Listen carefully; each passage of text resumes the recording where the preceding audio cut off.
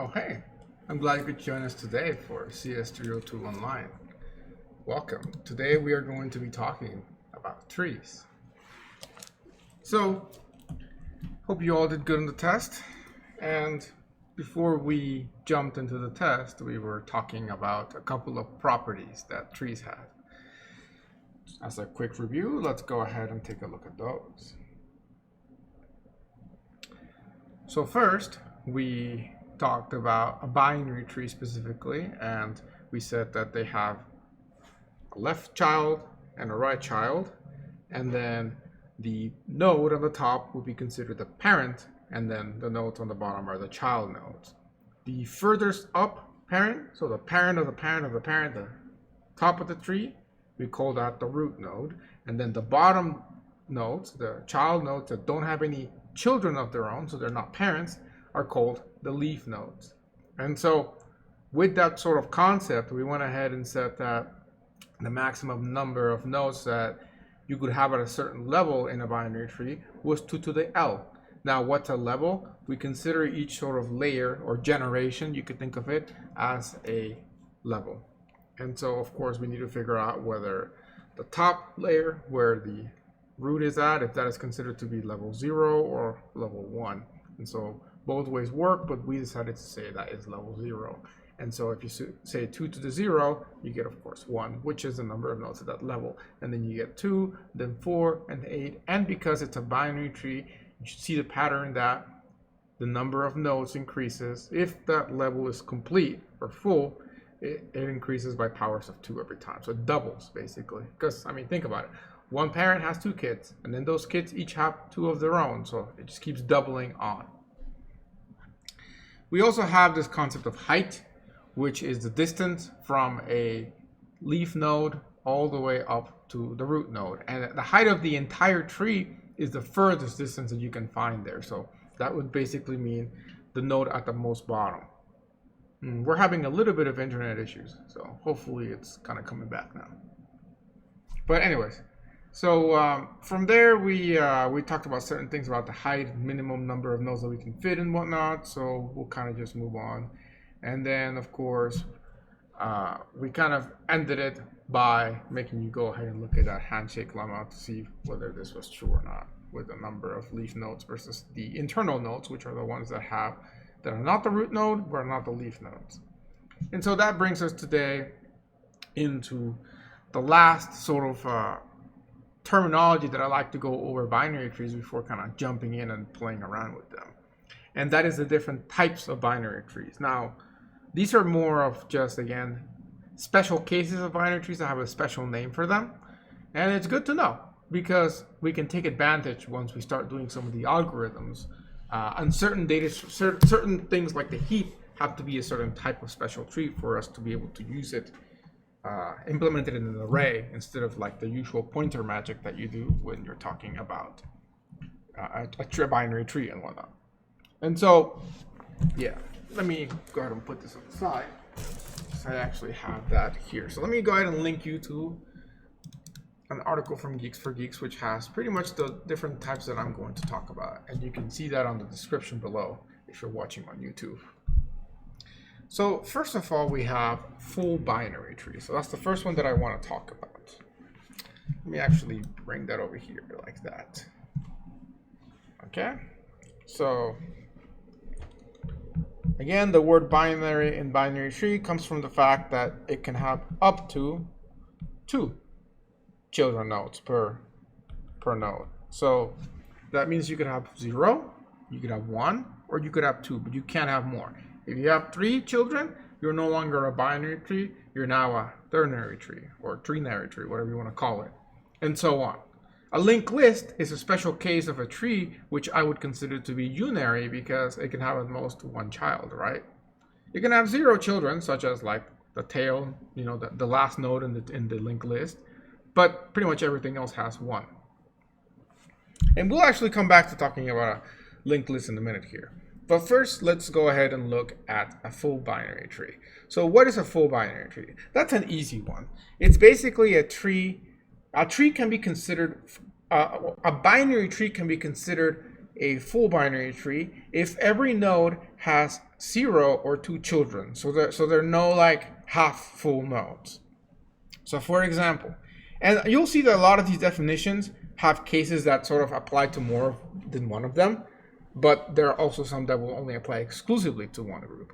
So for example, that is a full binary tree. This is also a full binary tree.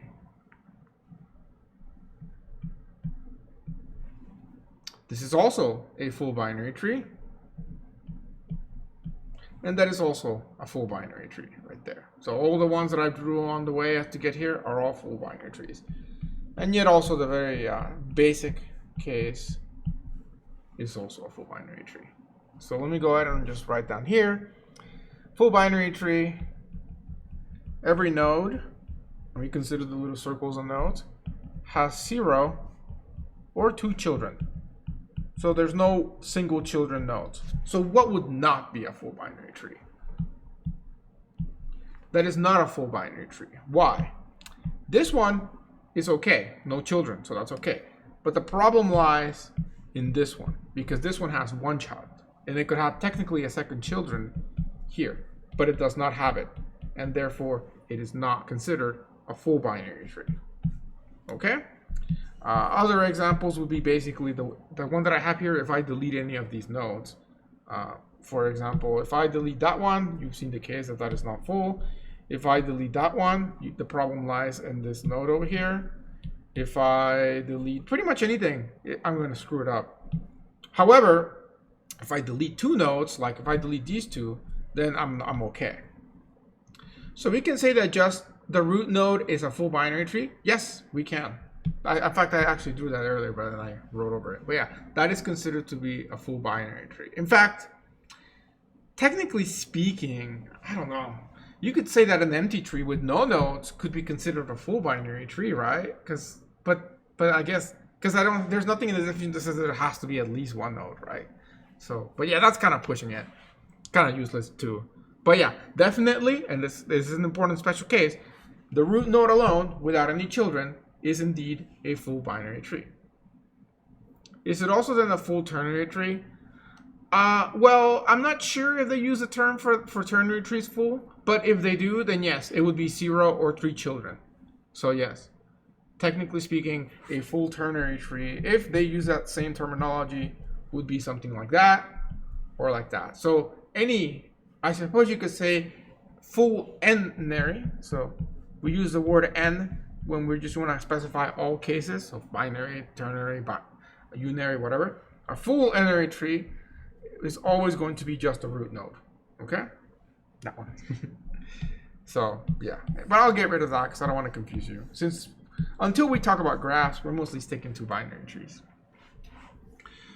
So, yeah, there's more examples on the page, but that's pretty much all there's to that. Good question. For the assignment, we're going to have to implement about 10 different functions. We have to implement about 10 different functions.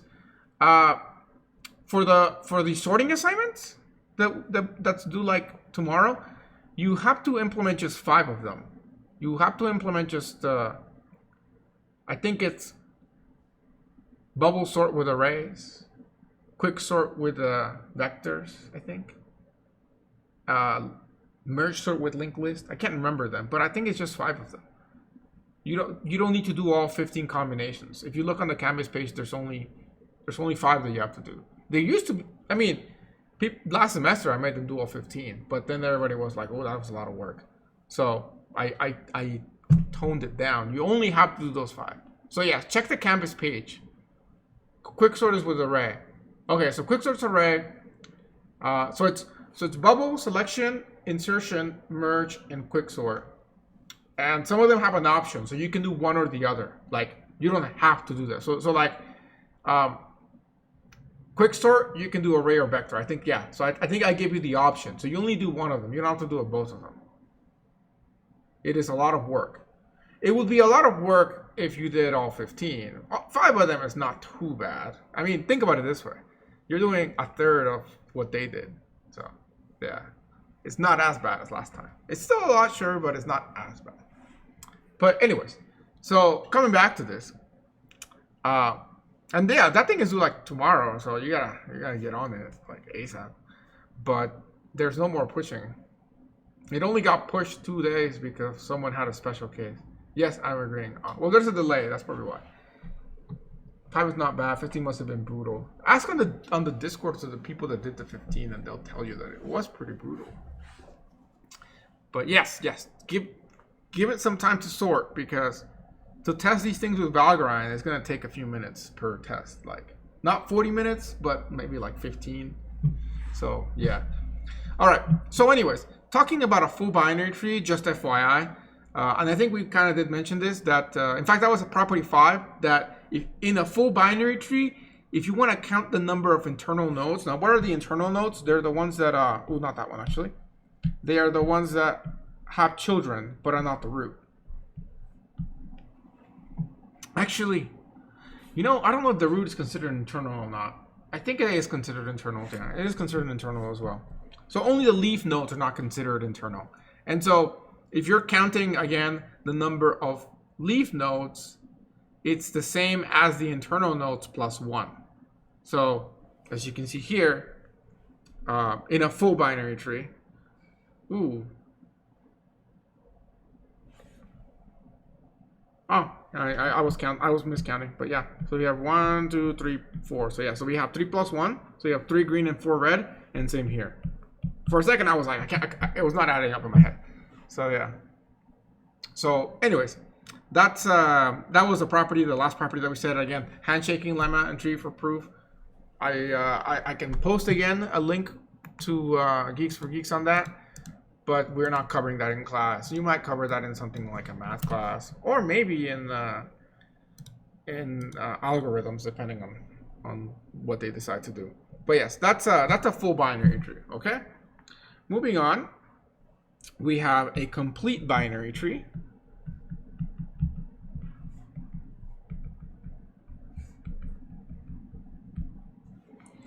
So a complete binary tree is it's actually very useful. We use it for heaps when we start implementing heaps. And it's, if we think about the concept of levels, you know, basically different layers or different levels. A complete binary tree means that all levels have to be filled up or completely filled up with the exception of the last level. And then that last level, all of the children nodes have to be kind of shifted to one side, in this case to the left, as much as possible. And in weeks I use the word keys because they're even already thinking about heaps, because this is what we definitely use for heaps. So let me give you examples of that. Again, I'm just putting circles, but you can imagine numbers being in here. On Geeks for Geeks, I put numbers so you can see what numbers, but it doesn't really matter what's here. We haven't really defined how things are being stored other than hierarchy. So this, of course, is yet again a complete binary tree when everything is just full. But the difference being that a complete binary tree, in this case, let me draw maybe one more level actually for this one. And then let me copy and paste it so I can play around with it. Okay, so this is a complete binary tree. It also happens to be also a full binary tree. However, complete and full, you know, if we were to do like a Venn diagram of them, it would be like this. We'll see that it's complete and that's the full. And then there is some shared stuff, but there are some, actually, yeah. There's some stuff that's unique to each of them. So some stuff can be complete but not full, and some stuff can be full but not complete. Yes. I had to think all the special cases. I'll show you some special cases. But yeah, so there's some shared stuff, and then there's some for each.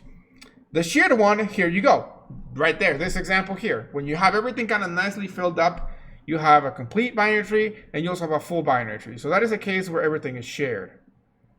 Now, if we go ahead and delete these nodes right here,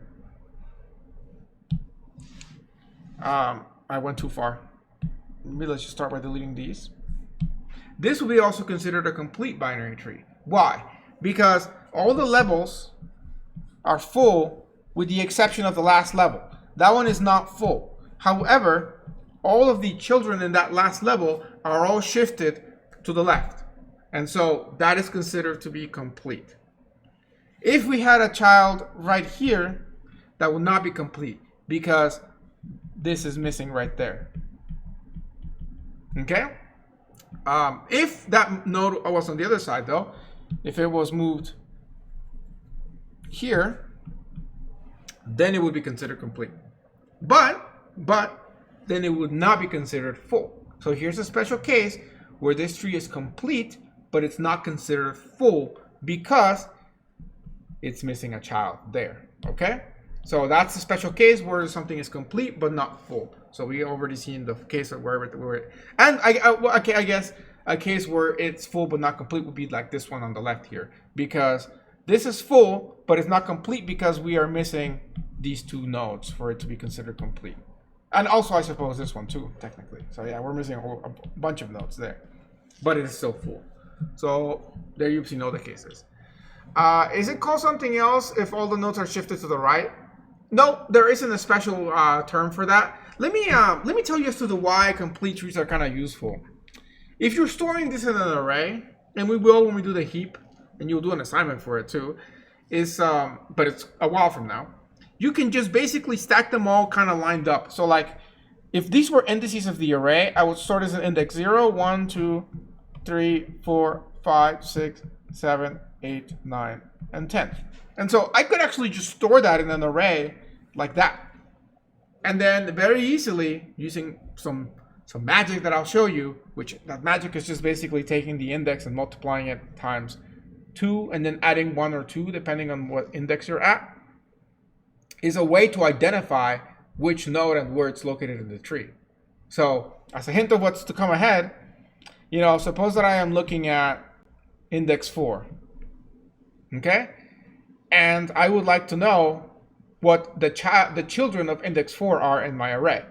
All I can do is take that index, multiply it times 2, and then add 1 to it, or add 2 to it, and I'm going to get the left child or the right child.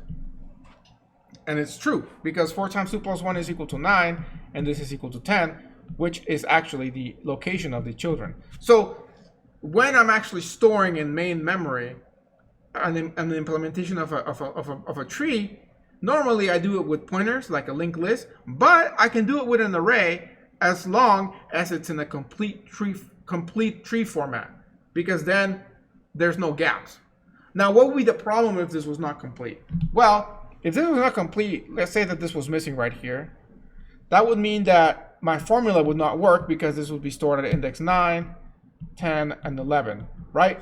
And so in that case, the formula wouldn't work because it's missing that. Could I make it work? Sure. I can just kind of put a filler right there, just saying like this is empty, but I'm leaving that space empty in the array, just so that I can still represent the array, represent the tree with an array. So whenever you're trying to represent a tree, a binary tree in an array, you want to make it into the complete format. And then if there's missing nodes, you can just kind of put placeholders so that things are shifted correctly and the indexes match, so that you can use this very basic formula to do that. So again, we will revisit this in a bit when we're talking about actually implementing trees in actual code, but this is one sort of nice little trick. So that's kind of like the real benefit of having a complete binary tree, really. So hopefully that makes sense. Let me go ahead and write some words here. I'll put a binary tree here. Let's I'll leave it be like that. So I'll put a binary tree is complete if and only if all levels are filled except for last level, and that last level has all keys as left as possible. No gaps. Okay, so messy writing, but you can look at it on the link for Geeks for Geeks. All right. Okay. These names are like marketing names almost, because I mean, think about it: full binary tree, complete binary tree, and now we're gonna get perfect binary tree.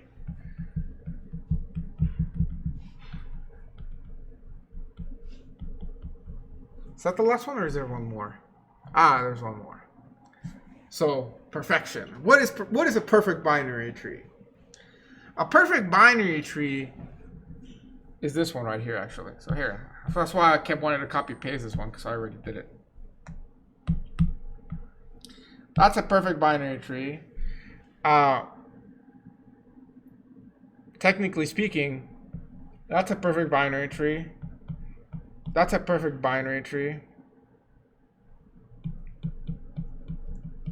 And that's a perfect binary tree. So basically, a perfect binary tree is a tree where all the internal nodes have 2 children and all the leaf nodes are at the same level. So basically, another way to think about it is all levels are maxed out, even the last one. Okay? So if I had like one more node there anywhere, like here or here, it's no longer a perfect binary tree. It would have to have that whole level filled up. And so if we go back to our Venn diagram, this I actually have to think about for a second.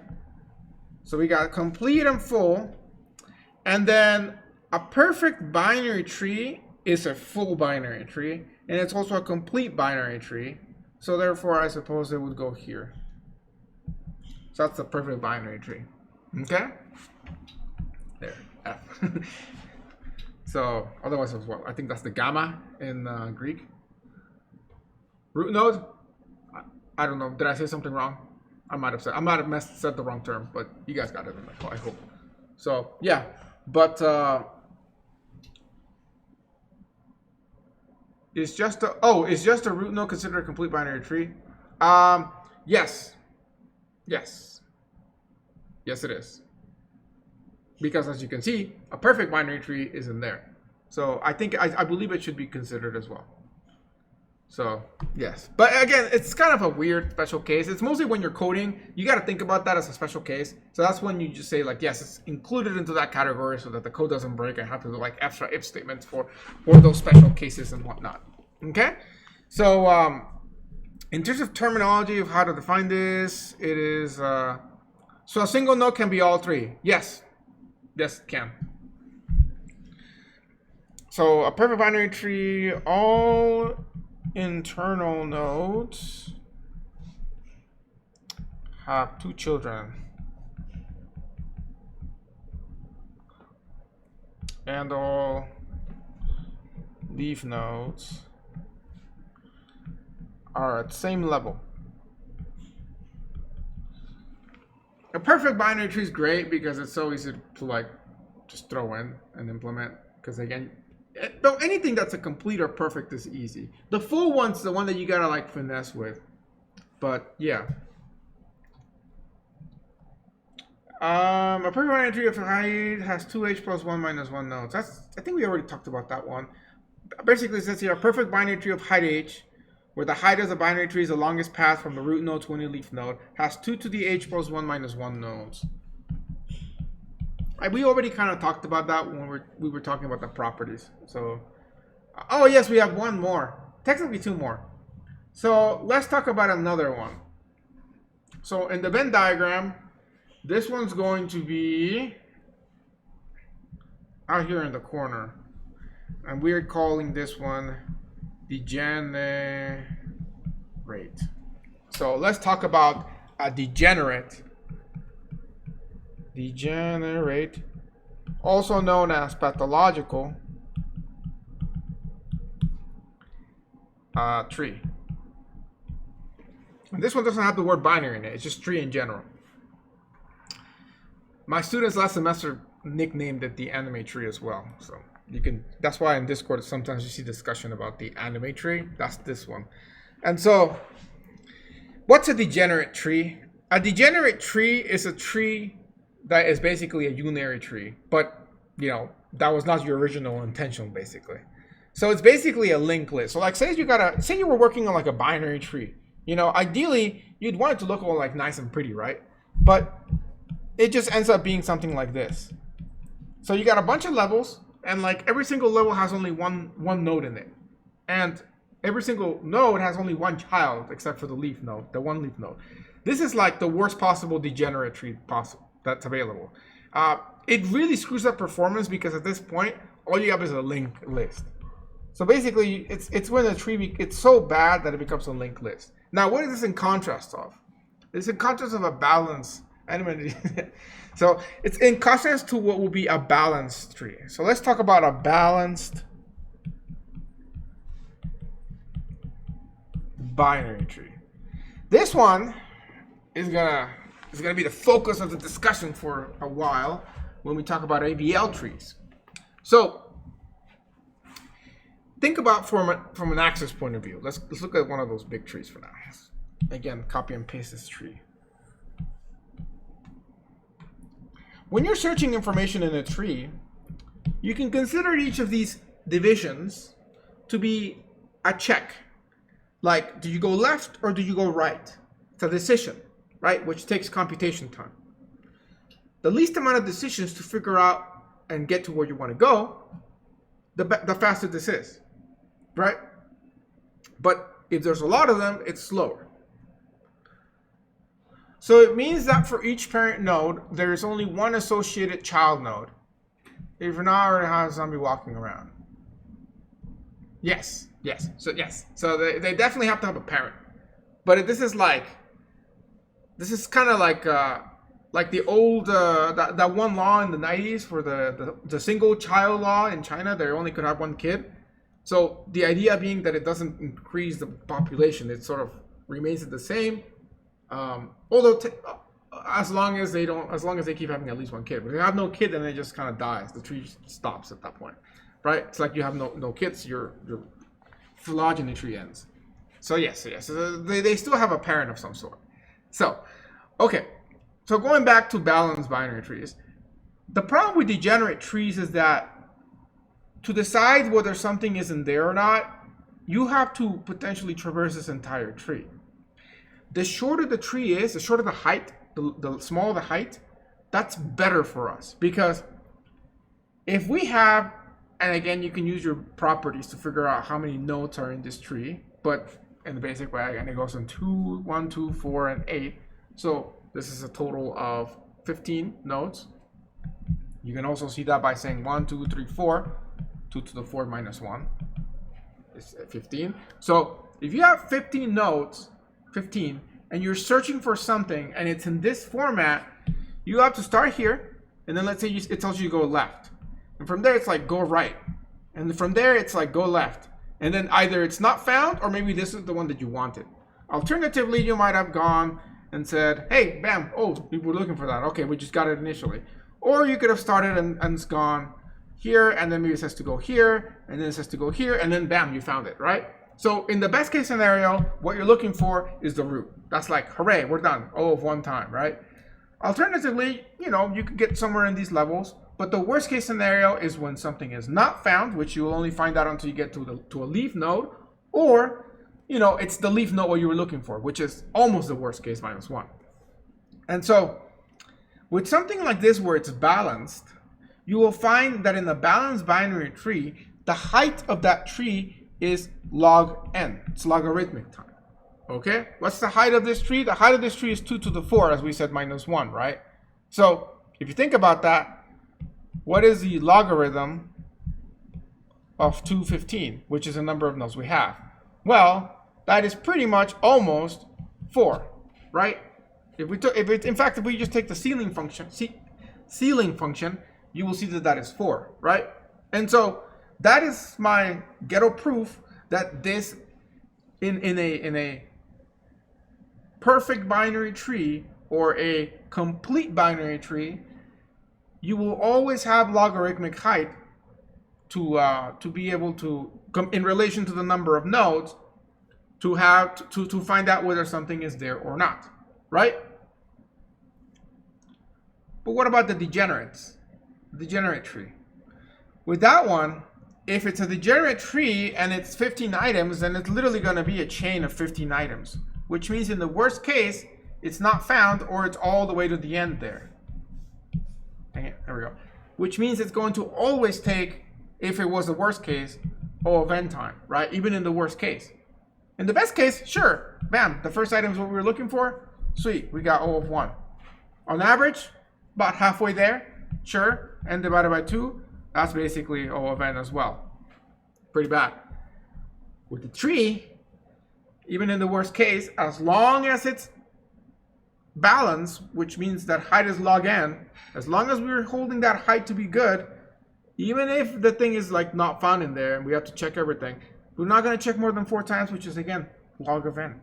So this right here is the power of trees and why we're studying them, because now we can achieve search time in log n. And you might be like, well, we could do the same thing with binary search on sorted data. Sure, we could. We're not trying to cheat science here and like make it, I told you that n log n was the fastest way to sort data and look through it. But if you're just trying to look through data, and it's unsorted, then you have to sort the data and then you can do this log n binary search here. In this method, yeah, you still gotta insert the stuff into the tree, which will take n time, but once you, n log n time, but once you insert it, then it is ready to go. So pros and cons between this and binary search, okay? Also, this thing, you can keep in a sort of pointer format, which means it can easily keep growing, which you can't do with an array unless you resize the array and copy everything over. And remember, you can't run binary search on a linked list. So yeah, this has that flexibility. So anyways, back to the definition. A balanced binary tree is basically a tree. Dang it, come on. A tree with height O log n. N being the number of nodes. Okay? Typically what a balanced tree looks like is like this, where it looks very complete or perfect, but it doesn't have to be. There are scenarios where it can look like a full tree or even like none of the trees and look slightly unbalanced, but still be considered balanced. When we talk about ABL trees, and we spend quite a while on that, we'll talk about the specific rules to consider when something is balanced or not, which we kind of measure the weight of each of the sides, because being the word balance, you can think about weights, right? So it's kind of like you hang the tree on a string and you want to make sure it's even out, and then that will be considered balanced. In fact, let me give you an example of something that you wouldn't really think about being balanced, but it is actually balanced.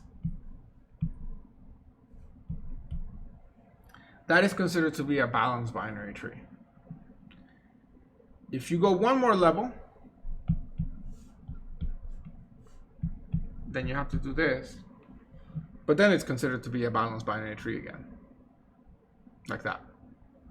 However, this is not balanced. That is 1, 2, 3, 1. That is considered balanced, this one right here. The little counting I did, I'll explain how that works. But I just want you to make sure you're not mentally stuck with the idea that it has to actually like physically be perfectly balanced. There is a bit of leeway.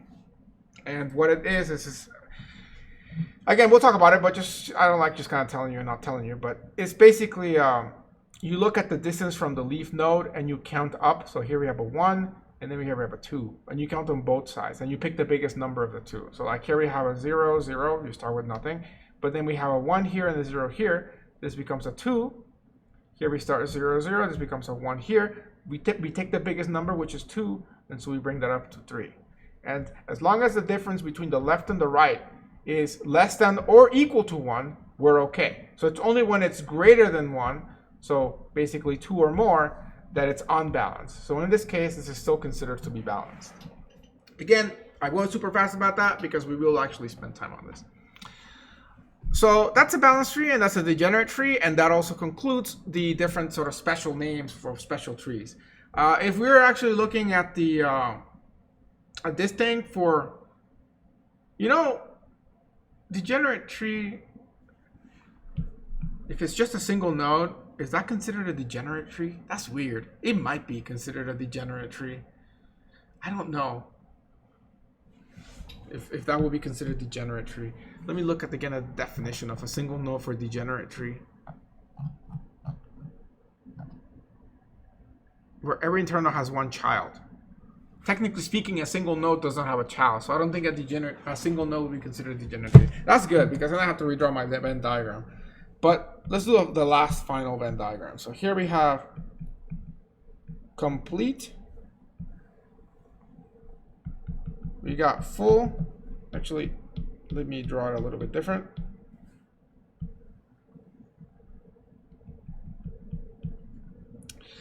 Solo here we have the degen, and then the balance one. Oh, don't forget the complete. So for the complete, you know, drawing Venn diagrams is harder than it looks. Legitimately is hard. I think I'm gonna have to draw a square instead of a circle to make this easy. Okay. But the thing is, a complete binary tree can be is a balanced tree, always. Oh, sorry, no, perfect one's always balanced. A complete one, yeah, also always balanced. A full one may or may not be balanced. So the balance thing kind of has to kind of go like this. Is there complete ones that would be balanced but not full? Yes. So actually, oh, well then that makes it easy. I think this will be the balance like that. So actually, I was making it harder than it had to be. I think I was okay to just make a circle. And then here somewhere, that green one is perfect. Okay, I think that's correct. The case for balance but also full would be like this one up here that we saw. Actually, no, because full has to have 2 children, right? 0 or 2 children. So is there one that is balanced, full, but not complete? Yes. That would be considered a balance and full, but not complete. Yes. Okay, cool. So that is this. So that I'll put very tiny here. As that case. And then a full but not balanced tree would be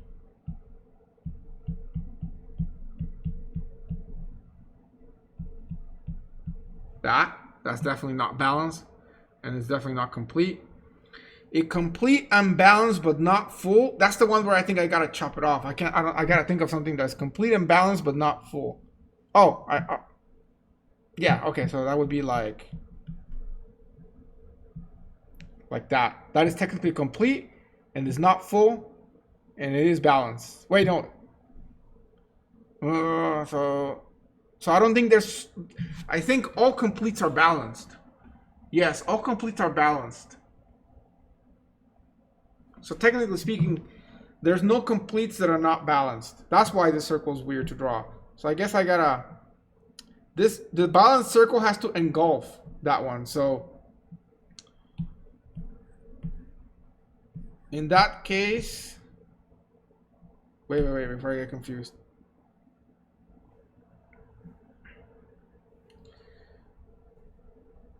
I am truly struggling to do the circle. So it has to be in here like this.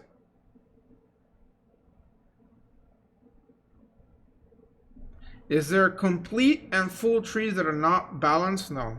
So then it would be like that. I think that's better for the complete. Okay? I think okay, so I think that's good now. And if not, I'll leave it to an exercise for you to figure that out. Sorry that the scale looks weird, okay? But that's the struggle. I should make that an assignment. You guys should figure out how to do the Venn diagram. So, the nodes being even or odd doesn't determine if it's balanced or not. No, it does not. It's strictly related to the weight of each side, which is these numbers. And we'll talk about that when we talk about AVL trees.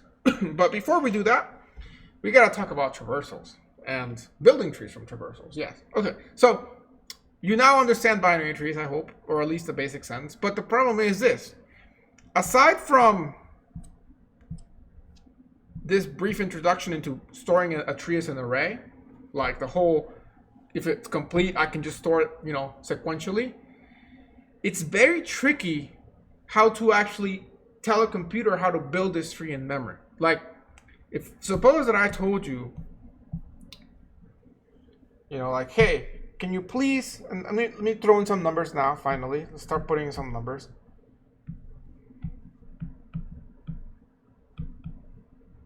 I said like, hey, can you please store this array in a computer? Not this tree in a computer. Well, first of all, you got a problem. Unless you got like computer vision and stuff, you can't really feed a picture to a computer, okay? It has to be like text, right? So that's your first problem. So now you got to be like, how do I convert this into something that the computer can understand? Well, I can start by saying, computer, the root node is 5, and then it has a children on the left that's an 8, and the children on the 1. So I have to like manually do that. It's a pain. These are best implemented as a linked list. Absolutely, yes. Well, not linked list, but the concept of like the pointers with children's, yes. The exception being the heaps, because the heaps, again, I said it's got a nice case where things can go into an array super nicely, and then you can use this little formula, which again we'll go over later on, to access them. So like heaps and complete trees are beautiful for this stuff. Things that are not complete, a little bit harder to work with. And so, essentially, what it boils down to is you have two options. Option one is convert it into a complete tree and then read it in like that. So that would mean fill it up with like some flag that it means like it's not a real value, and then just build it like that.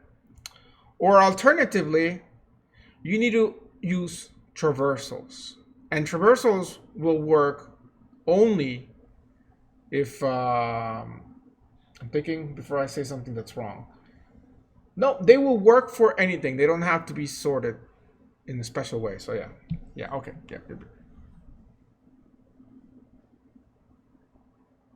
okay. Sorry, I had to think for a minute before saying something bad. Okay, so that's gonna be the next topic of the day, is traversals.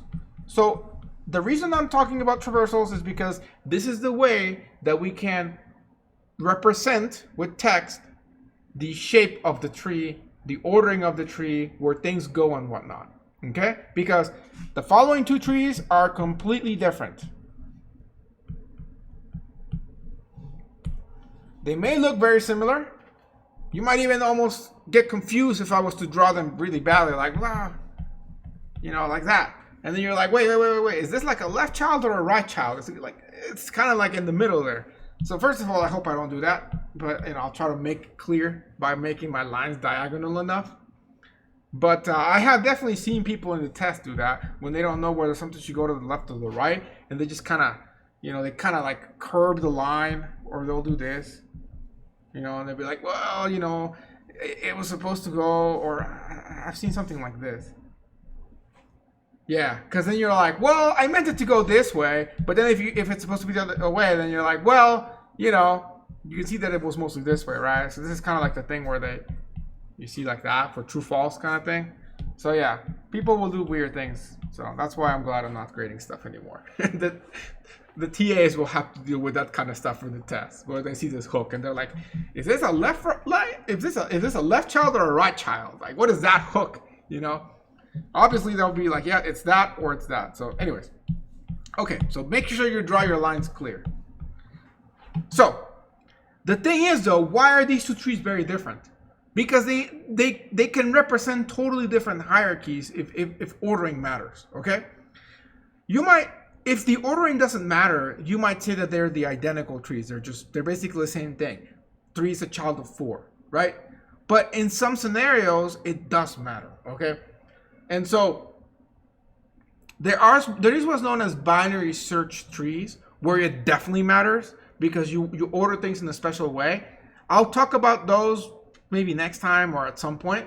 But for now, we care about the ordering, okay? So if I'm trying to draw a tree in a computer, like a render it or something, I need to tell it whether it's the left one or the right one, okay? And because that matters, that is why traversals are going to be very useful, okay? So the end game here is that you can build traversals, or sorry, you can build trees out of traversals. And so that's the whole point I'm going to go over traversals, is that you can see how to build a tree in a computer. Assignments 6, 7, and 8 are all tree related, and will basically be traversals first, then building a tree from traversals, and then I think it'll go into like balanced trees, and then you get one on heaps, which is a little separate. So yeah, I'll be posting those today or tomorrow. So anyways, and they're pretty cool. They're like a cool topic. So there are 3 traversals that I want to talk about, and those are pre-order, in order, and post-order traversals. Okay? Let me make this one cleaner.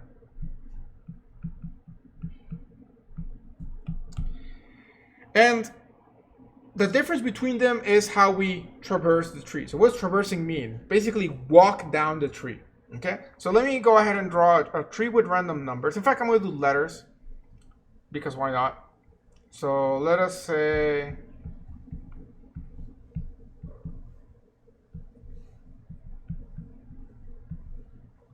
help.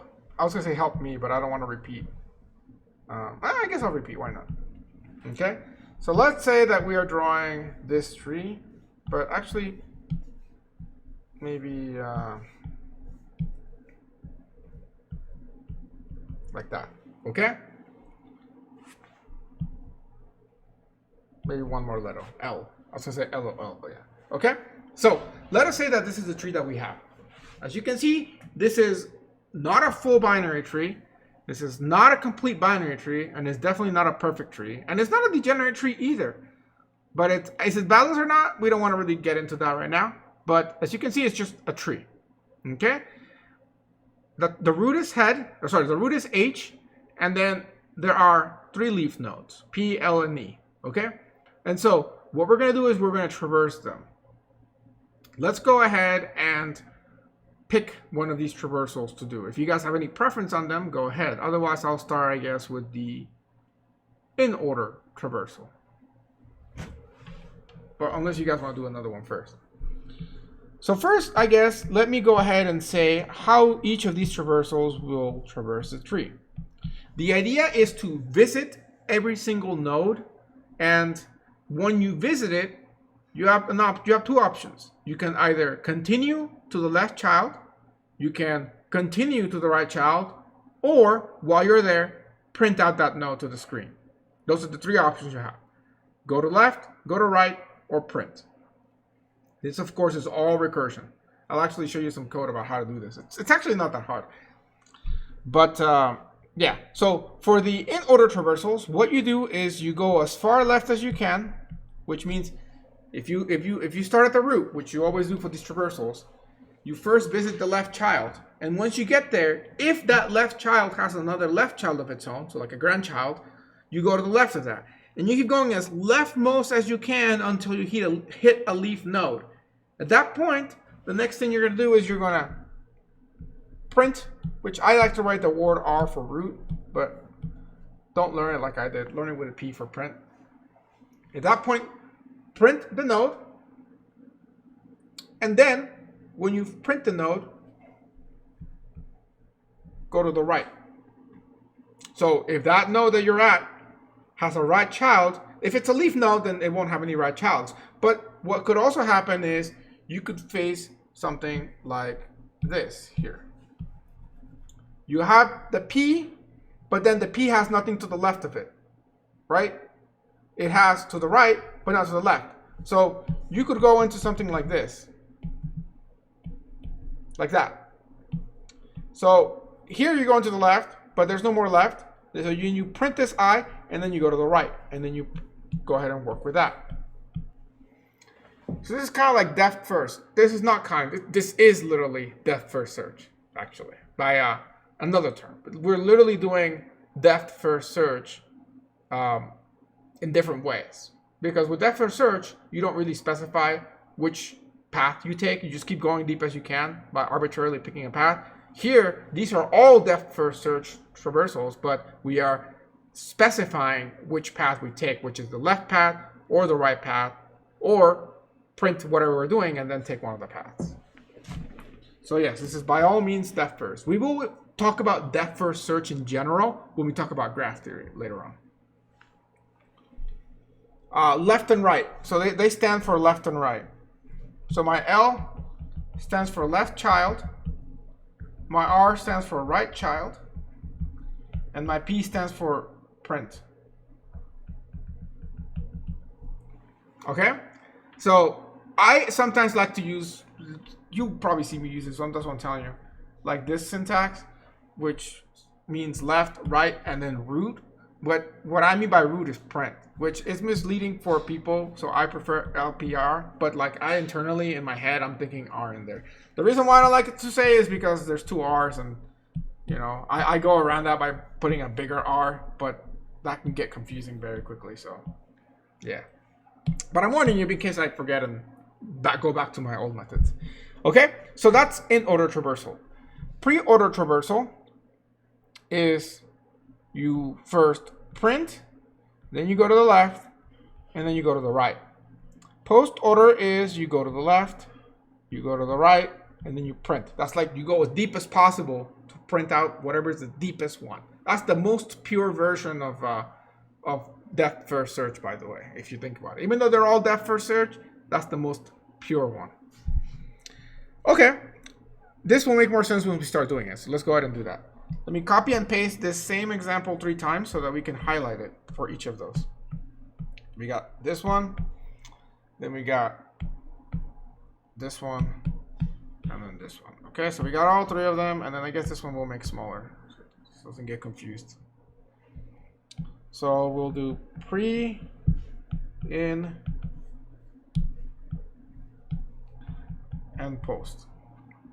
And as a reminder, since we just started, we'll put here left, left, print, right, left, right, print, and here it's print, left, right, saved. Okay, cool. As you can see, the big difference being where the print is at. That's literally the difference. You either print when you first arrive to a node, or you're printing potentially on the way back after you visited the left child, or after you visited both the left and the right child. So you always start at the root, so let us begin.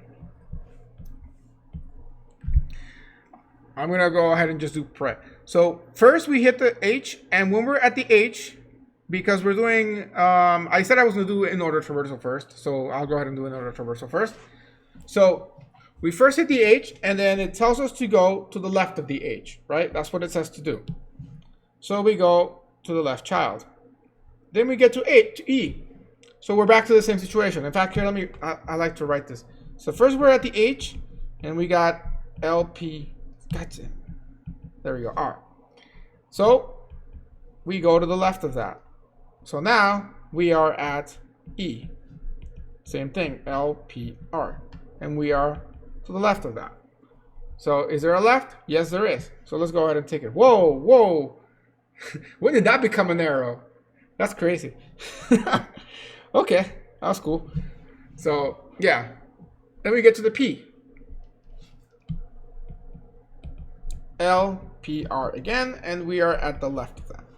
Okay, so we try to go left there, but there's nothing, right? There is no left child. No problem. Cool, we're done with that. So now we can move into the next step, which is to print.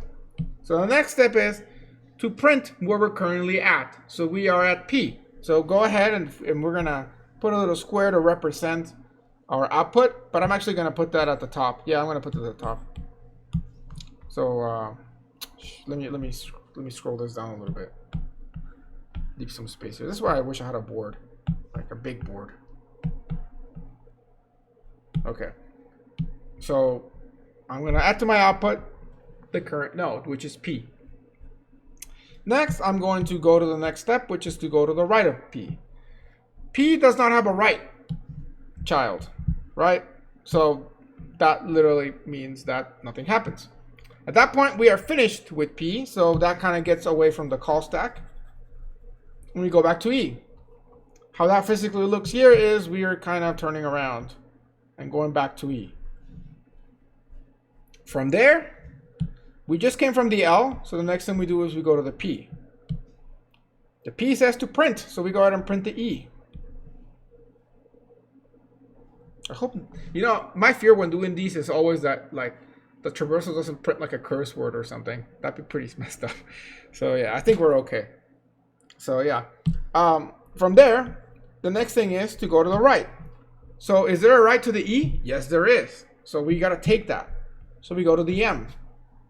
So we got to draw another one of these for the M. L, P, R. And we start out with the L. So we got to go to the left of the M. Is there a left? Yes, there is. So we go to the L. So now we are at the L.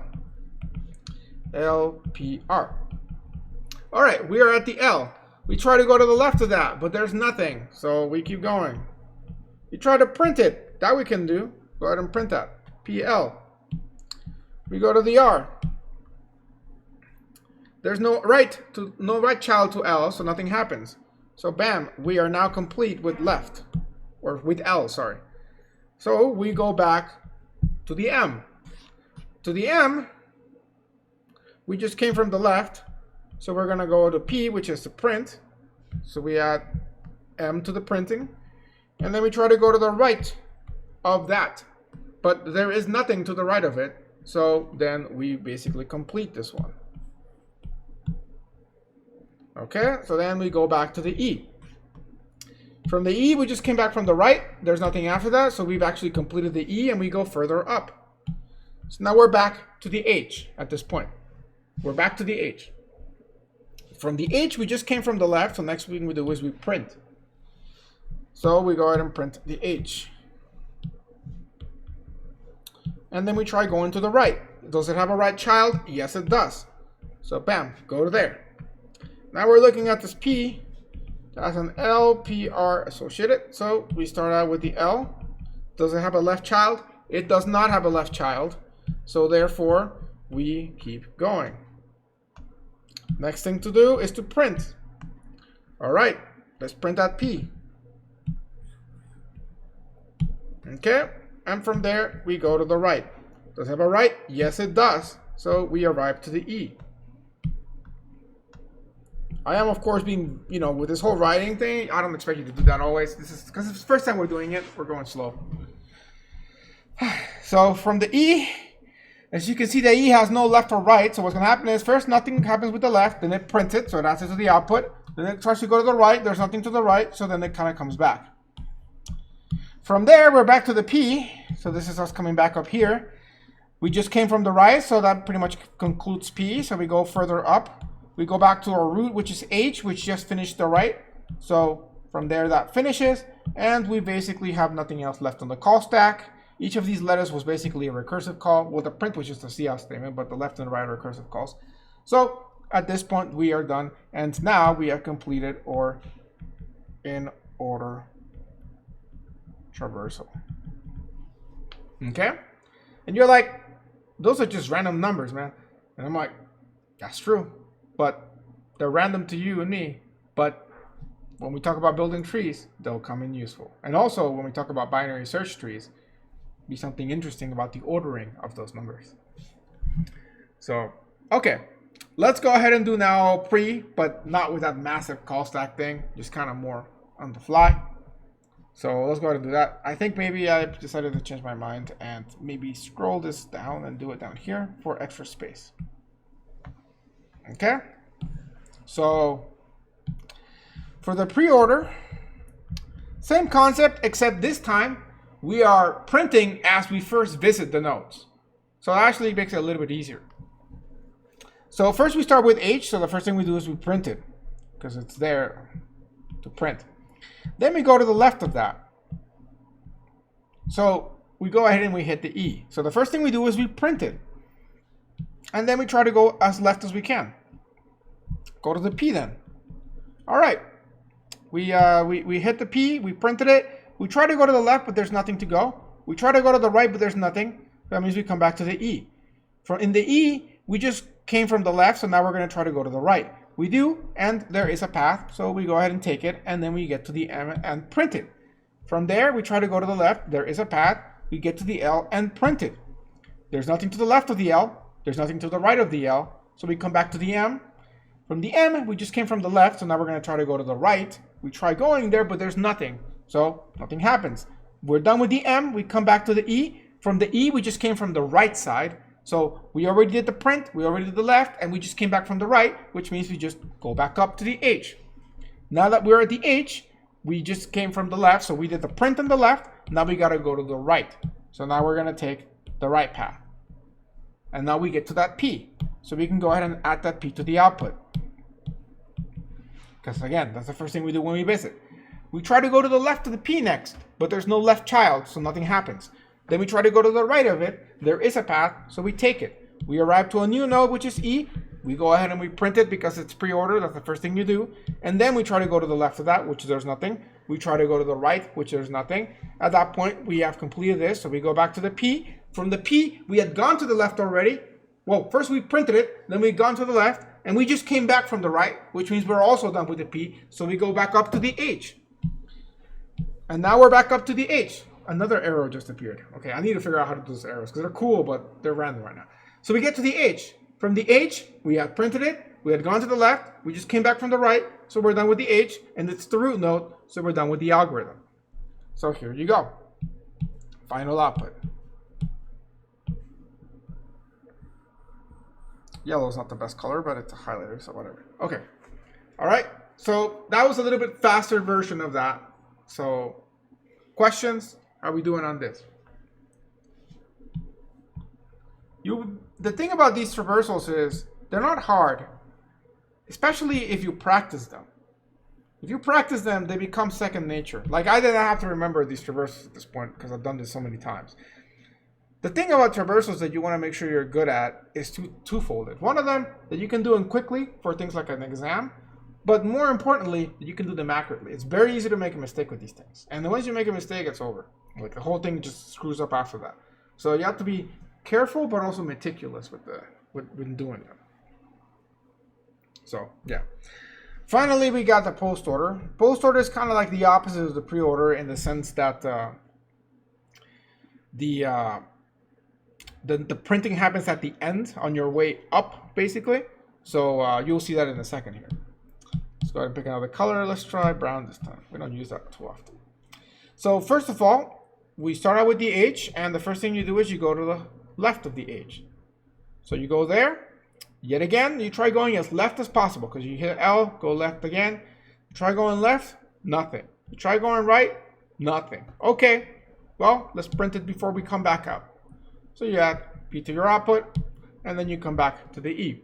From the E, you just went to the left of that. Now you're going to try to go to the right of it. There is a path, so you take it. You get to the M. Okay, we're back to square one. Try going as leftmost as possible. Okay, take a left because you do have the L there. You get there, keep going. Well, there's nothing though. Okay, can you go to the right? Nope, there's nothing as well. All right then, I guess you just add it to the output and then come back. Then we come back to the M. We just came from the left. Now we're going to try to go to the right, but there's nothing.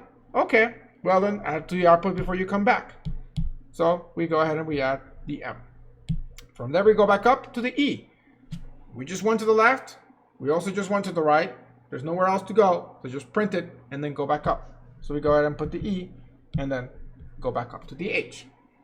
At the H, we just came from the left, but we're not printing the H yet because we still got to try to go to the right. And that's what we're going to try next. And it happens to be that there is a path to the right.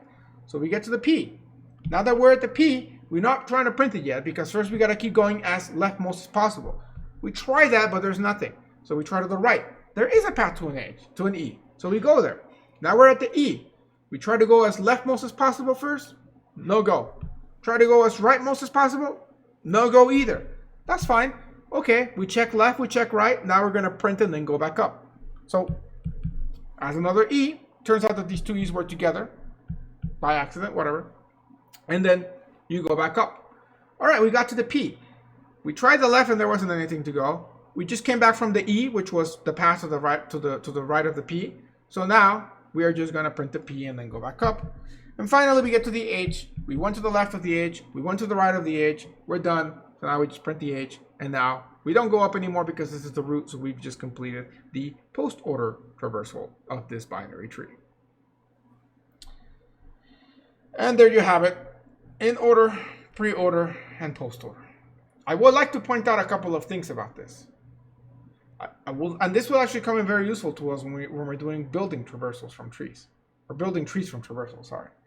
And that is the location of the root node in the traversal itself. Notice that in the pre-order traversal, the root node is always the first item of that. Notice that in the post-order traversal, the root is always the last item. And it makes sense because with the pre-order, the first thing you do is you print. So obviously, because you started the root, the first thing you do is you print the root. On the post-order, the last thing you do is print. So first you try to go as left and right as possible. That's why also the root node is at the end, because as the last thing after you basically took all the left paths and all the right paths, and then you went back up to the root and have nowhere else to go, so then you print the root. So those two make sense. As for the in-order traversal, I would like to note that the root node is somewhere in between. And so if you look more carefully about that, you will notice that at all of the nodes that are to the left of the root are on the left side of that list, P-E-L-M. All the nodes to the right of the root are actually to the right in the traversal. This is going to be super key for the next algorithm that we'll cover next time, which will be building a tree from these traversals that we've come up with so far. And that is where traversals, you'll see, have a big usage, which is, at the end, that's what I started with. We want to be able to implement these trees in our computers. So, okay, now, if I was to tell you, here you go, these are tree traversals, which, by the way, you only need 2 of them, but it's not just any 2 of them, there's a special combination.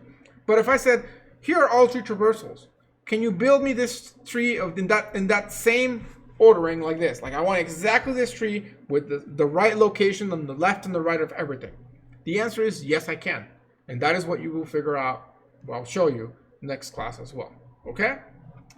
So, questions?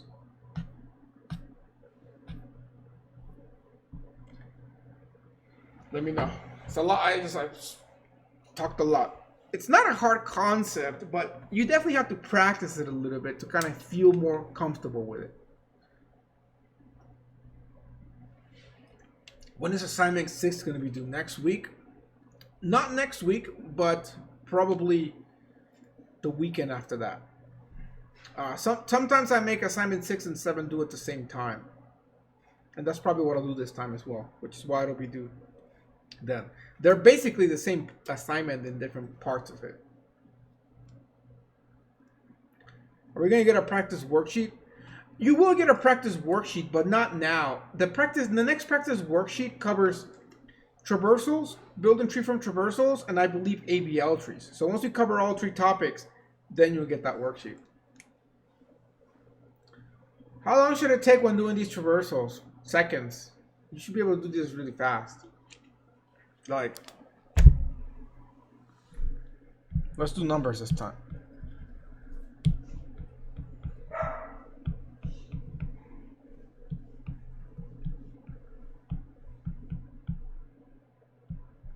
All right, you got a tree right there. Maybe we add different numbers to make it more interesting. We got that. So I tell you, go ahead and do the pre-order traversal for this. So you look at it and you're like, well, you go 2, 8, 3, and then you go 1, 7, 4. Oh, no, I already screwed up. Oh, lol. 2, 8, 3, and then 4, 1, 7.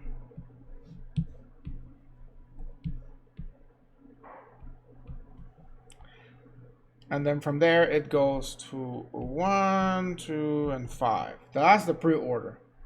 The in-order traversal would be to go 3, 8, 1, 4, 7, 2, 2, 1, 5.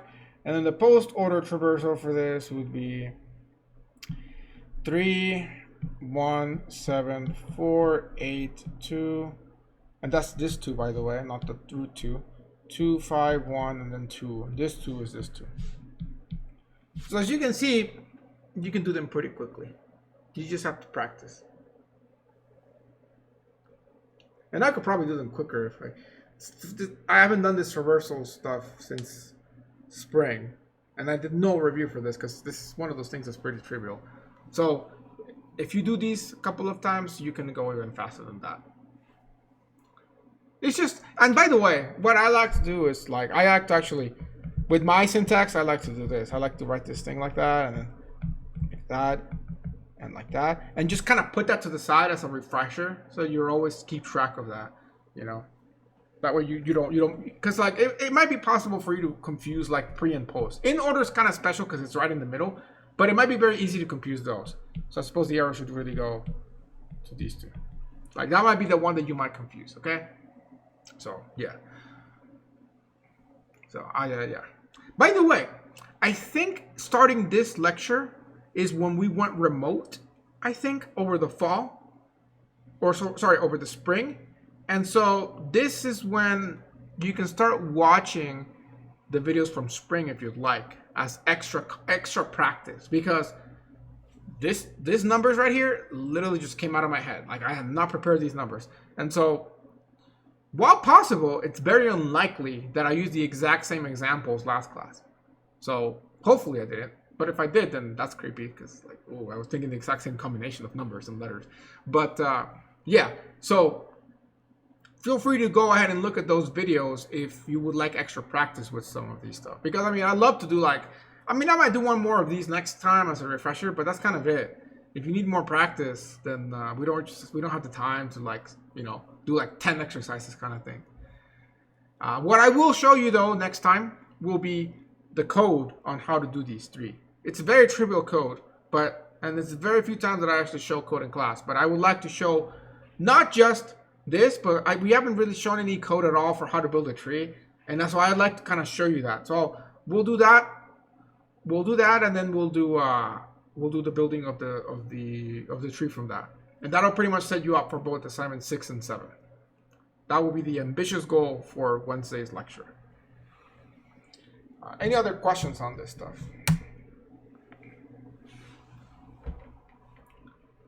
I like this tree stuff. It's more interesting than sorting. And I'm sure you'll enjoy that assignment that I made. I made it over the spring, and it's GoldenEye themed from the video game, not the movie, but the video game.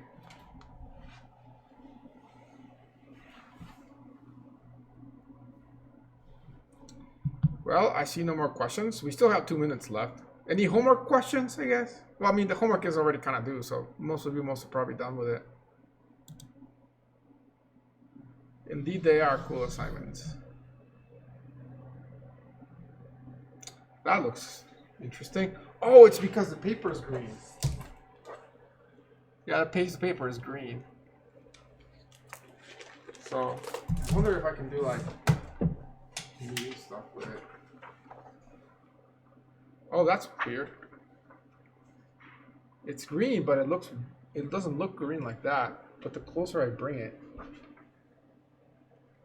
interesting. What if I light it up? Okay, that's weird. This is how messed up the color is. This is like green, like full green. So interesting. Why is it doing that like that? That's strange. But okay. Apparently here it likes it on the table, but does not. So now I'm Luke because I cut my hand off. But all right, I'll see you guys on Wednesday then. No more questions. So I do see somebody redeem the extra credits. Nice, 10,000 points. Good job. So send me a message on Discord so that I can award you the points on Canvas. since I need to know your full name just to make sure, because I think there's like multiple people with the same names. So, yes. All right then. I'll see you guys. Yes, you can message me on Discord. I will give me some seconds to like start uploading the lecture though. But yes. All right then. See you guys later. Stay safe out there. And oh, I guess, yeah. Go vote.